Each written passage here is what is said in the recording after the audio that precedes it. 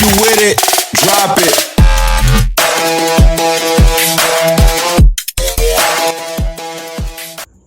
Halo semuanya, kembali lagi bersama saya Leonard Junior Wiladabo dari kelas Farmasi C semester 2, tentunya dari Universitas Citra Bangsa. Ya, pada video kali ini saya akan mereview mengenai uji disolusi. Kita masuk pada teori dasarnya. Disolusi merupakan proses melarutkannya suatu zat padat. Laju disolusi dapat diidentifikasikan sebagai jumlah bahan aktif yang terlarut per unit waktu pada kondisi antarmuka cair atau padat dan komposisi pelarut yang standar. Kita masuk pertama pada uji disolusi metode basket atau keranjang. Prinsip percobaan dari uji disolusi metode basket ialah pengujian disolusi dilakukan untuk mengkarakterisasi pelepasan bahan aktif obat dan ketersediaan bahan aktif dalam tubuh. Ini penting dalam formulasi obat dan pengembangan dan spesifikasi quality control untuk proses manufaktur. Ya, kita masuk pada alat dan bahan untuk uji disolusi metode basket. Kita masuk pada prosedur kerja. Yang pertama, kita membuat media disolusi, yakni dengan kita menimbang 1,6 gram NaOH. Berikutnya kita timbang 6,85 gram KH2PO4. Selanjutnya kita larutkan NaOH ke dalam 200 ml Aquades. Berikutnya kita larutkan KH2PO4 dalam 250 ml Aquades. Selanjutnya ambil 20 ml larutan NaOH 0,2 m, tuangkan ke dalam beker gelas berisi KH2PO4. Kita aduk campuran hingga homogen. Selanjutnya kita bilas pH meter dan cek pH dapar yang telah dibuat dalam 1000 ml Aquades atau 1 liter Aquades. Selanjutnya sesuaikan dengan pH yang diinginkan. Apabila tidak sesuai, dapat ditambahkan NaOH 0,2 m sampai pH sesuai. Ya, berikutnya masukkan labu ke dalam water bath atau penangas air dan masukkan media disolusi dapar fosfat pH 5,8 ke dalam flask. Selanjutnya kita atur suhu water bath sesuai suhu tubuh atau kurang lebih 37 derajat Celcius dengan kecepatan 100 rpm. Selanjutnya pengambilan sampel dilakukan tiap 5 menit mulai dari 0 menit sampai 45 menit. Berikutnya mengatur poros penggerak pada motor penggerak. Atur posisinya sehingga sumbu tangkai terletak di tengah flask. Yang berikut memasang sampel tube. Selanjutnya kita memasang syringe pada sampling tube. Masukkan sampel. Masukkan metformin pellet ke dalam basket. Selanjutnya masukkan basket pada poros penggerak. Selanjutnya menurunkan alat uji disolusi. Pada proses pengambilan sampel, pada proses memasukkan sampel, masukkan metformin pellet ke dalam basket. Berikutnya masukkan basket ke dalam poros penggerak. Setelah itu turunkan alat uji disolusi. Pada proses pengambilan sampel, ambil 5 ml sampel menggunakan syringe dan menggantikannya dengan media disolusi dengan volume yang sama. Selanjutnya memasang kertas saring 0,45 nanometer ke dalam filter holder. Setelah itu kita pasang filter holder pada syringe dan terakhir kita saring sampel ke dalam tabung reaksi.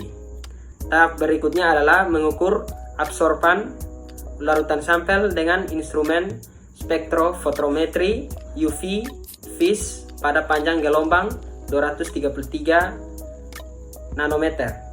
Berikutnya kita masuk pada uji disolusi metode dayung atau pedal. Hal yang pertama kita lakukan yaitu siapkan alat dan bahan. Alat dan bahan di sini adalah flask atau labu Erlenmeyer, ada sampling tube, ada pedal atau pedal, ada poros penggerak. Masuk pada prosedur kerja. Kita timbang potasium dihidrogen fosfat 6,1238 gram, menakar 225 ml Aquades, melarutkan kalium hidrogen fosfat mengambil NaOH 0,2 m 16,2 ml. Setelah itu campurkan larutan KH2PO4 dan NaOH 0,2 m. Berikutnya kita encerkan dengan Aquades hingga 900 ml. Setelah itu cek pH dapar, bilas pH meter, dan tambahkan NaOH 0,2 m sedikit demi sedikit hingga mencapai pH 5,8. Selanjutnya kita tuangkan 900 ml dapar ke flask. Letakkan flask di atas water bath, pasang poros penggerak, lalu pasang pedal, atur durasi suhu dan kecepatan, pasang timer tiap 5 menit. Selanjutnya turunkan bagian atas alat uji disolusi. Posisi pedal di sini tetap di tengah 2,5 cm dari dasar. Selanjutnya pilih pedal dan masukkan sampel. Pasang sampling tube, pasang filter millipore 0,45 mikron. Ambil dapar dengan jumlah yang sama dengan sampel yang akan diambil. Yang berikut, ambil 5 ml sampel dan masukkan dapar 5 ml. Pasang filter pada syringe. Selanjutnya masukkan sampel ke dalam labu ukur. Berikutnya tambahkan dapar hingga tepat tanda.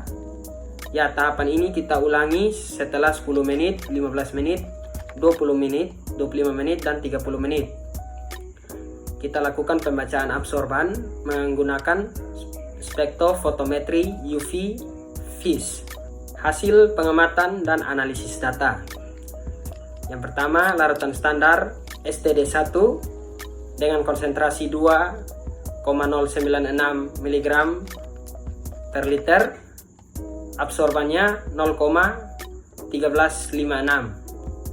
Berikutnya ada STD2 dengan konsentrasi 5,240, absorban 0,3441. Berikutnya ada STD3 konsentrasi 8,384 mg per liter dengan absorban 0,5395. Berikutnya ada STD4 konsentrasi 10,480 mg per liter, absorban 0,6722. Yang berikutnya ada STD5 konsentrasi 20,960 mg per liter dengan absorban 1,4065. Ya, berikut adalah hasil pengukuran larutan sampel pada waktu menit ke-5, absorban 0,5050.